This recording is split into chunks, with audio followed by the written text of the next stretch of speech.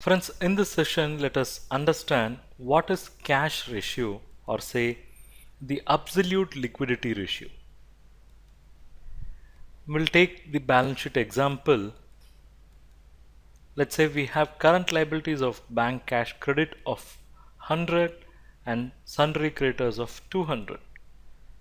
What are the resources that are available for meeting this liability? Number one, cash and bank balance of 100. Two, marketable securities of 50. 3, stock of 100, and 4, receivables of 100. So the liabilities are how much? 300, whereas assets available for paying this liability is how much? 350. But here we are concerned about absolute liquid ratio. It's not current ratio, it's not quick ratio. It is absolute liquid ratio. So what are absolutely liquid assets that are available for meeting the current liabilities? So in that case, which item will first walk out? Stock. So stock will go. So 100 should also go. Receivables may also sometime will not be immediately realizable, will face some problems with customers. So receivables should also go, and its values.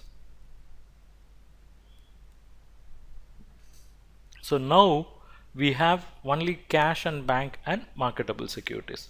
So the total should not be 350, it should be rather 150. So now we can calculate absolute liquid ratio. See, these are all basically the liquid cash assets or liquid assets available for meeting the liability. So we'll calculate, or we'll see how it will look in the chart.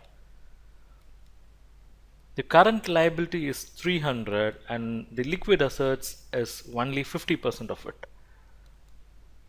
And how it is calculated? We know current asset is 350. We are not concerned about it. We know liquid asset is 250. We are not concerned about it. We are concerned about absolute liquid asset, and we have calculated it is 100 plus 50, 150. And we know current liabilities is 300.